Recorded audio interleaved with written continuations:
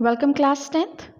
Welcome back again to the chapter Light, Reflection and Refraction. And in today's video we'll be discussing about refractive index. In the previous video you had watched an activity related to refraction through glass slab. In that, you came to know that the extent of bending of the ray of light at the opposite parallel faces of the rectangular glass slab is equal and opposite. This is why the ray emerges parallel to the incident ray. However, the light ray is shifted sideways slightly. What happens when a ray is incident normally to the interface of two media? Any guesses? When a ray of light is incident normally to the interface of two media, the angle of incidence will be 0 at this situation. So, the angle of refraction will also be 0, hence no bending of ray of light.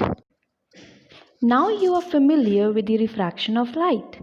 Refraction is due to change in the speed of light as it enters from one transparent medium to another. When the velocity is slowed, the light is bent towards the normal, and when the velocity is increased, it is bent away from the normal.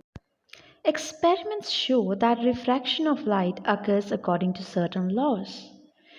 The laws are the incident ray, the refracted ray, and normal to the interface of two transparent media at the point of incidence all lie in the same plane. And the second law states that the ratio of sine of angle of incidence to the sine of angle of refraction is a constant for the light of a given color and for the given pair of media. This law is also known as Snell's law of refraction. If I is the angle of incidence and r is the angle of refraction, then sin I upon sin r is equal to constant. This constant value is called the refractive index of the second medium with respect to the first. Now let us study about refractive index in some detail. When a light ray travels into a denser medium, it slows down and bends towards the normal. When it moves into a less dense medium, it speeds up and bends away from the normal. It turns out that light propagates with different speeds in different media. Light travels the fastest in vacuum with the highest speed of 3 into 10 raised to the power 8 meters per second. In air, the speed of light is only marginally less compared to that in vacuum. It reduces considerably in glass or water.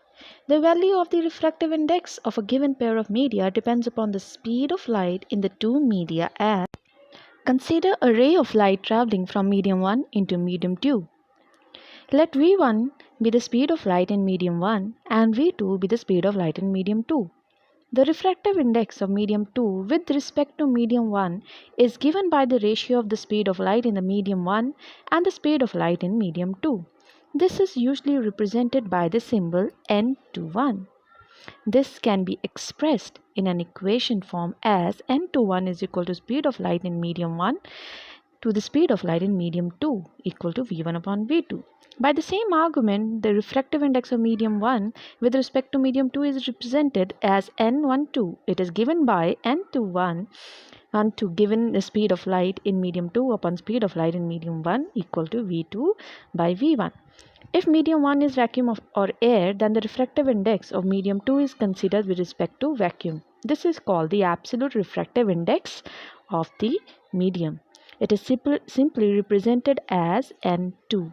If c is the speed of light in the air and v is the speed of light in the medium, then the refractive index of the medium n1 is given by speed of light in air to the speed of light in the medium equal to c by v. The absolute refractive index of a medium is simply called its refractive index. Refractive index of several media is given in this table. From the table, you can know that the refractive index of water is equal to 1.33. This means that the ratio of the speed of light in air and the speed of light in water is equal to 1.33. Similarly, the refractive index of ground glass is equal to 1.52. Such data are helpful in many places. The ability of a medium to refract light is also expressed in terms of its optical density. Optical density has a definite connotation. It is not the same as mass density. We have been using the terms rarer medium and denser medium in this chapter. It actually means optically rarer medium and optically denser medium respectively. In comparing two media, the one with larger refractive index is optically denser medium than the other. The other medium of lower refractive index is optically rarer. The speed of light is higher in a rarer medium than a denser medium. Thus, a ray of light traveling from a rarer medium to a denser medium slows down and bends towards the normal. When it travels away from a denser medium to a rarer medium, it speeds up and bends away from the normal. Now let us solve a numerical related to refractive index. The numerical here says the refractive indices of glass and water with respect to air are 3/2 and 4/3 respectively. If speed of light in glass is 2 into 10 raised to the power 8 meters per second, find the speed of light in water. So let's find out that how we are supposed to calculate the speed of light in water. Now looking at the values of refractive index of glass and refractive index of water, first we'll have to find out the value of speed of light in air.